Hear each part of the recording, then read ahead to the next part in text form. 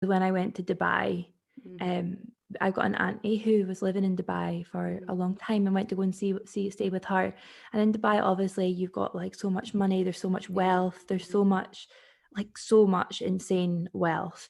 But then you also have such a huge divide of like people who are like working for the wealthy who I Yes. actually feel sick even thinking about the Yeah. differences. And I read somewhere that Bill Gates could have given he could have basically given every person in India, he could have basically put every ventilators and helped a lot of people in India, like through the pandemic they were facing, and Mm-hmm. they were all dying and Mm-hmm. stuff. And he could have still came out the other side of the pandemic like 100 billion pounds richer.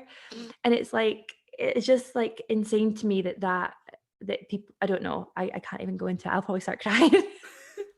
I can't, I can't believe that. It's just people live with that. People are like, okay, it doesn't bother other people. I'm like, wake up, everyone. Like Yeah. this is crazy that it's out there. They doing it. They talking about it. They don't feel ashamed of doing it. And And it is collective pain. Like it is there's so much collective pain. pain. Like the There's so much Dubai, pain. Dubai is a great example because so many people travel there to take beautiful pictures, which is nothing wrong about it. But also Mm. thinking how many people are under that and how many people, 20 people live in one room just to make the Dubai a perfect place for Yes. tourists. And I don't think that's okay. And by traveling there, by paying the amount of money that we pay, we support that. And people suffer because we want to travel, we want to see the world, which is crazy. I think that we should know a bit more about everything, about world I where we agree. go to, and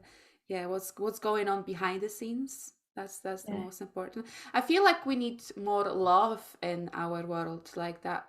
If we could look at ourselves and others through the eyes of love, there would be no pain, there would be Mm. no wars.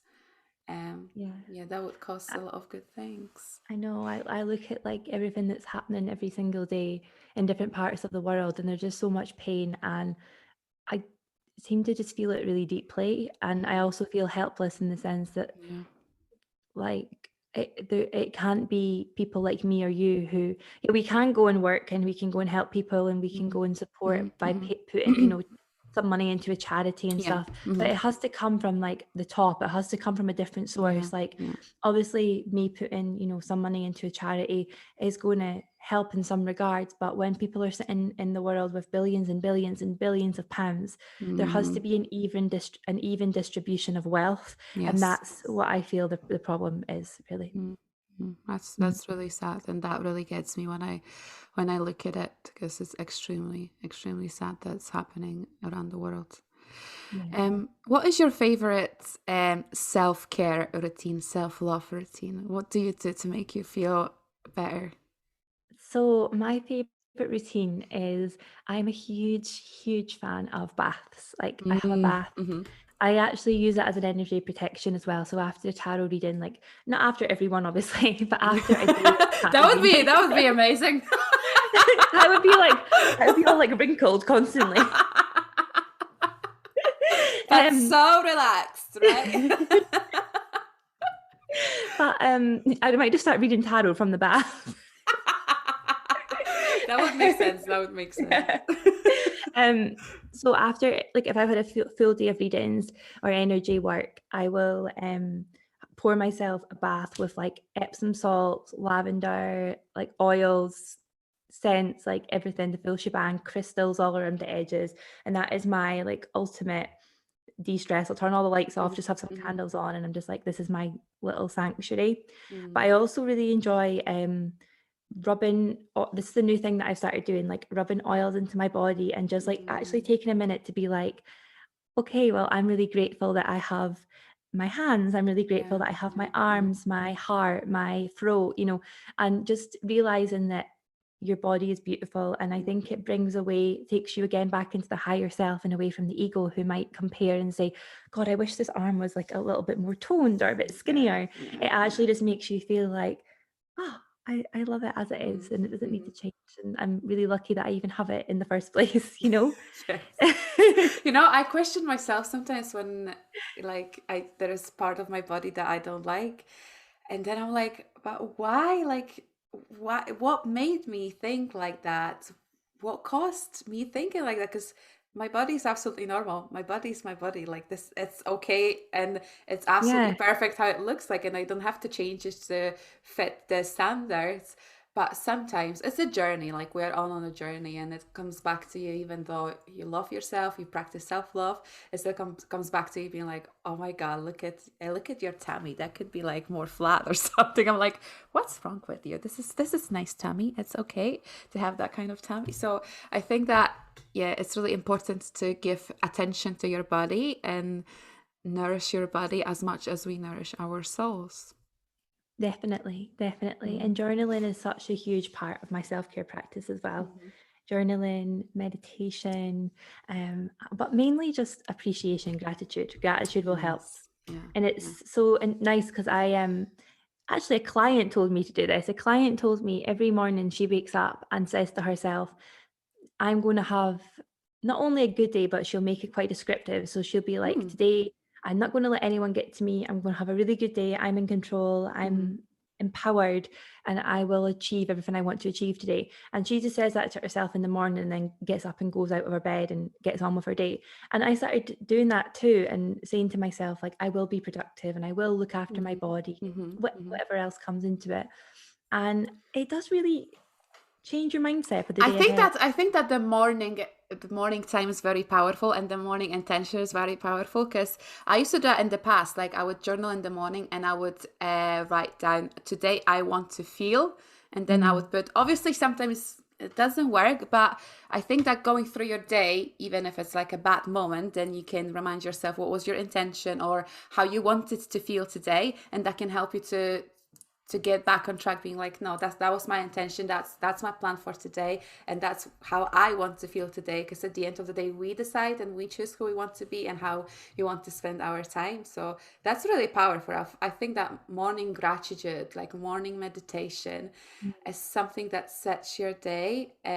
I meditate like 10 minutes in the morning straight after waking up. Like I don't check my phone, because oh my God, like since the pandemic, I'm on my phone constantly. Like this is such a toxic relationship that I have with my phone. I'm Yeah. like, I deleted Instagram yesterday for a day. I was like, I need to get out of it. And then I had to download it again because I needed to check something. I was like, this is so bad. Stop doing that. So I'm just gonna delete it today again for a whole day, and I'm just gonna spend more time with myself. I'm gonna read a Yeah. book. I'm gonna take myself for a date. I'm gonna buy myself flowers. Just look after myself properly. And the same, I find that my relationship with my phone, if I wake up in the morning and either meditate, journal, or get up and like go for a walk or run or something like that, I come back and I feel like the day's going to be a good day. But I notice that Yeah. if I wake up and then spend like 30 minutes scrolling and I'm then like sluggish and the day is like already off to a bad start and it takes a lot to Hmm. pull yourself out of that. Yeah. It's so powerful. And the relationship with Instagram and is any kind of social media is crazy. Mm-hmm.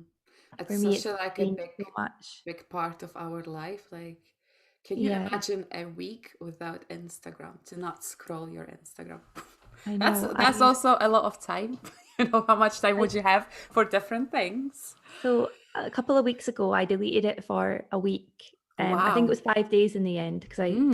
to get it back for whatever reason, probably for a work thing. Mm-hmm. And I deleted it for 5 days. And by the fifth day, I felt so liberated and free that I didn't want to get it back. Like it's actually made me feel quite uneasy putting it back in my phone. And that was Mm-hmm. again my intuition, I think, showing me that maybe this platform isn't that good for you because even just finding myself like going on the app, I had this, my heart rate was going again. I felt like a little bit off. I just didn't feel good and I felt quite anxious. Mm-hmm. um I think it's just because it's a world within a world. Mm-hmm. Yeah, at the end of 2020, I completely deleted my account from Instagram, and I've not had Instagram for like 3 weeks, and I felt like out of reach. I was like, nobody can message me. Nobody, if you don't have my number, you can't message me. You can't find me. I don't exist. I'm out. Like, and it's so weird. It's so freeing as well, being out of touch, like not being there, not being constantly available for people. Yeah. It's such a powerful thing. And yeah, it's completely how we are very addicted to Instagram, and it's a great tool. It's an amazing tool because I've met so many inspiring people. I've met so many friends for life, probably, over there, and it's as good and as bad it is. It's just too much sometimes, and we all should take breaks from it. The last question to you that I have today, Jade, is what is or what was your biggest struggle? My biggest struggle was my biggest struggle was overcoming a really difficult domestic abuse situation, Mm-hmm. and it was like very violent and awful at the time, and I was so young when it happened, so it changed my perception of relationships, love, sex Mm-hmm. from a very young age. From the age of 14, it really changed what I thought love was, and I didn't have much. Yeah, it just changed a lot of my thinking and my thought patterns, and it gave me a mental illness from the result of it was Mm-hmm. that. Mm-hmm. So overcoming the mental illness and being able to, the illness will always be a part of me. It doesn't change. It's still there. But being Mm-hmm. able to manage my mental health and overcome the darker days and everything that came after it was such a struggle. So I feel proud of myself that I was able to get to the point where I am today. Mm-hmm.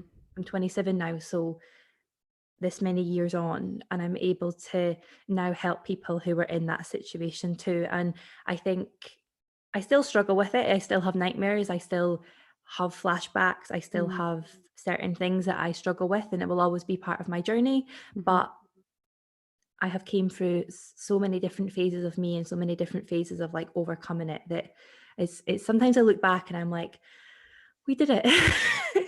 It's been the ride, yeah. It's been It's been a one. ride.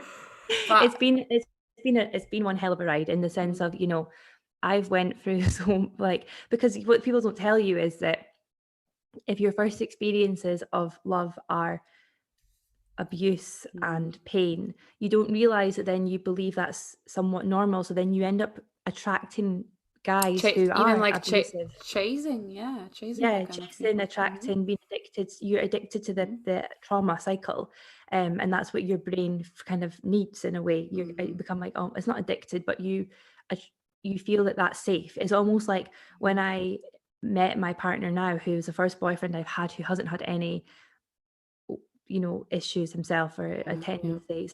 And he was just completely calm and safe. That felt so foreign to me that I wanted to run away from it because I was like, he's like, well, there's no chaos, there's no pain, there's no violence. It's Like not familiar, yeah. yeah, it's Mm-hmm. not familiar to me. Mm-hmm. So yeah, it's been I, yeah I was I was a I journey. was the same. Like if I didn't have that emotional roller coaster from the beginning, I would be like, oh, this is not for me. Like the stability would be scary for me and not normal. I would be like, this is weird, this is boring, this is not for me. Yeah, But it's just my nervous system was addicted from it. My nervous system needed that roller coaster of emotions, that hot and colds. And it's just crazy thinking that it's not right thing.